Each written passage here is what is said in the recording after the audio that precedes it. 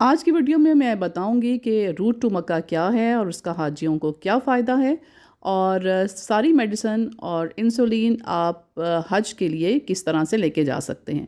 तो आपने वीडियो को पूरा देखना है। अगर आपने मेरा चैनल सब्सक्राइब नहीं किया तो जल्दी से सब्सक्राइब कर लीजिए, क्योंकि हज के बारे में सारी इन्फॉर्मेशन आपको अथेंटिक वे में मैं बताऊँगी।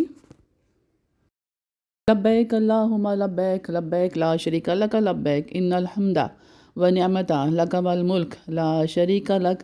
तो इसके मायने हैं, मैं हाजिर हूँ, ए अल्लाह मैं हाजिर हूँ, तेरा कोई शरीक नहीं, तमाम तारीफ़ें और तमाम नेमतें तेरी ही हैं, तेरी ही सल्तनत, तेरा ही मुल्क है और तेरा कोई शरीक नहीं। अस्सलाम वालेकुम नाजरीन, मेरी आज की वीडियो ख़ास तौर पर उन लोगों के लिए है कि जो इस साल हज पे जा रहे हैं, उनको बहुत मुबारक हो। और ये वीडियो मैं ख़ास तौर पर इसलिए बना रही हूँ कि गर्मियों का हज है और बहुत से लोगों को बहुत सी बातों का पता नहीं होता। मैंने चूँकि लास्ट ईयर हज किया है, मेरा ये पर्सनल एक्सपीरियंस है जो मैं आप लोगों के साथ शेयर कर रही हूँ। तो चलिए स्टार्ट करते हैं। तो नाजरीन, सबसे पहले आपने ये देखना है कि हमारे लिए जो एक वैक्सीन जो बताई हुई है वो बहुत ज़रूरी है, जो हाजी कैंप से लगती है। आप हाजी कैंप में जाइए, आपको वहाँ पे मर्दों के लिए और औरतों के लिए अलहदा से इंतज़ाम हुआ है और आपने सबसे पहले वो वैक्सीन लगवानी है। जब आपको वैक्सीन लग जाएगी तो वो आपको एक येलो कार्ड इशू करेंगे जो आपने अपने पास संभाल के रखना है। मेनिंजाइटिस यानी कि गर्दन तोड़ बुखार का आपको इंजेक्शन लगेगा और आपको पोलियो के ड्रॉप्स भी लाए जाएंगे।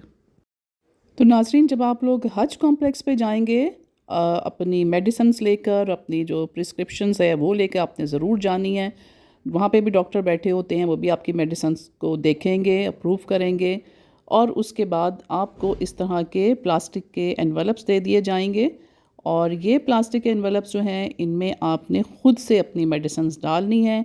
मेडिसन के जो डब्बे होंगे वो आपने फेंक देने हैं, सिर्फ मेडिसिन्स के बीच में से पत्ते ये निकाल के आपने ये एनवलप्स में डाल दें। और एक और आपने बात का ख्याल रखना है कि वहाँ पर जो नुमाइंदे हैं वो इस तरह से एक टेप, एक सील लगा देंगे एनवलप्स पे जो आपकी मेडिसिन की होंगी, और आपने इसको फिर दोबारा नहीं खोलना। अगर आपने इसको फाड़ दिया या खोल दिया तो मदीना में या जद्दा एयरपोर्ट पे आपकी इस मेडिसिन को फेंक दिया जाएगा। तो आपने ख़ास ये एहतियात करनी है, आपने इस सील को नहीं खोलना। और अगर आपको मज़ीद मेडिसिन्स चाहिए तो फिर आप दोबारा हज कॉम्प्लेक्स में जाएं और वहाँ पर आप दोबारा अपनी मेडिसिन डलवा के और इस तरह से सील करवा लें। तो बस आपने ये याद रखना है कि आपकी मेडिसिन की एनवेलप की सील बिल्कुल भी नहीं खुली होनी चाहिए, वो बिल्कुल आपने पैक ही करके लेके जानी है।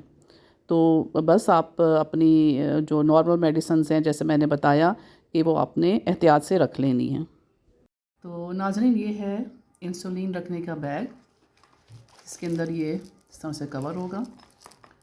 तो आपने हज पे जाने के लिए जितनी भी इंसुलिन लेनी है, आप उसको इस तरह से डालेंगे। ये इस तरह से डाल के इसको पैक करें और इसके अंदर आप रख लें। और इसके साथ ही आपको एक ये पैक मिलता है जिसको हम फ्रीज़र में रख लेते हैं, और ये बर्फ़ इसमें जमी हुई है। आपने ये भी इस तरह से इसके अंदर रख देना है और ये 7 से 8 घंटे बिल्कुल इंसुलिन आपकी ख़राब नहीं होगी। और इस तरह से इसको इंसुलिन को इस तरह से कवर कर देना।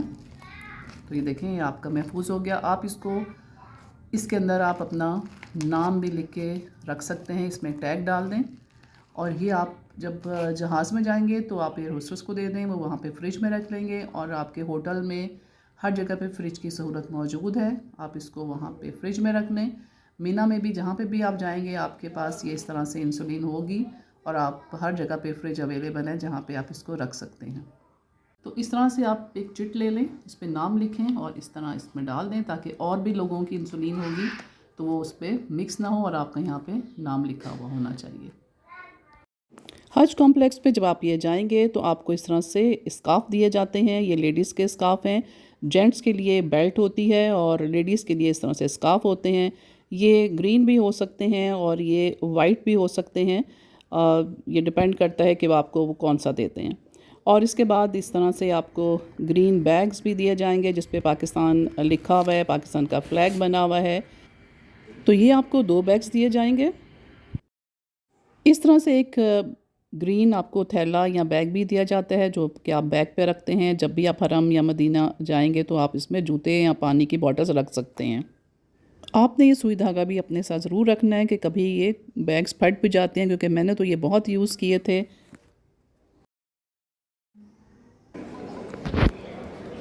तो नाज़रीन, जब आप एयरपोर्ट पे जाते हैं तो आपको ये सारा आपका वेट होगा। एक छोटा हैंड कैरी है जो आपको साथ रखना होता है, और एक बैग लगेज जो कहलाता है वो आप बुक करवा देते हैं। तो आपने ये भी देखना है कि आपके जो भी कार्ड्स हैं वो आपके गले में होने चाहिए, जो कि आपको इशू करेंगे वहाँ पे मिनिस्ट्री ऑफ हज की तरफ से आपको इशू होंगे।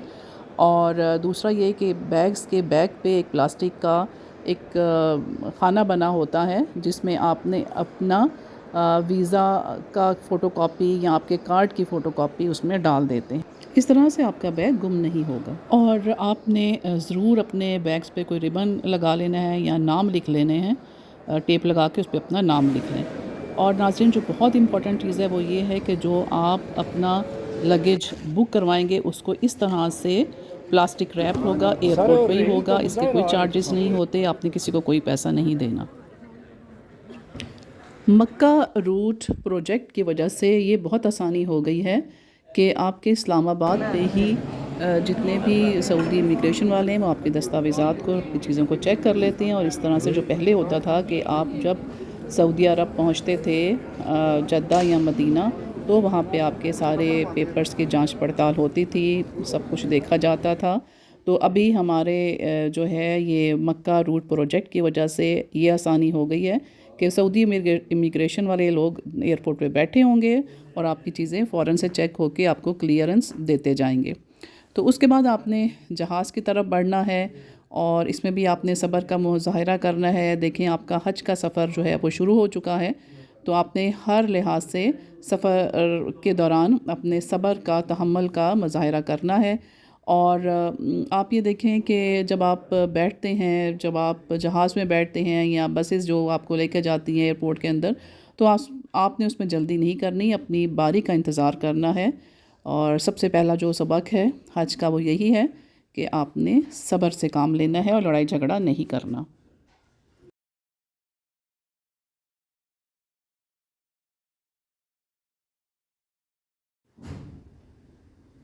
तो नाज़रीन, हमारी जो फ़्लाइट थी वो एयर ब्लू की फ़्लाइट थी, और एयर होस्टेस आपकी सीट ढूंढने में भी आपकी मदद करेंगी। आपने उनकी बातों पे अमल करना है। उसके बाद जब जहाज़ चलता है तो आपको खाना भी सर्व किया जाता है। उसके लिए भी आपने अपना थोड़ा सा हौसला रखना है, और अपने पास कुछ ना कुछ स्नैक्स पहले भी आपके पास होने चाहिए। और जब आपका जहाज़ का सफ़र शुरू होता है, हज का सफ़र शुरू होता है, तो आपने पूरे रास्ते में लब्बैक पढ़ते रहना है, आपने दुआएं पढ़ते रहना है, आपने अल्लाह का ज़िक्र करते रहना है। आपका ये सफ़र खैरियत से गुज़रे और आप खैरियत से सऊदी अरब में पहुंच जाएं। तो नाज़रीन, आज की वीडियो का अख्तिताम हम यहाँ पे करते हैं, और अब इसके बाद जब हम मक्का या मदीना एयरपोर्ट पे जाएंगे तो हम बाकी चीज़ें आपको बताएंगे।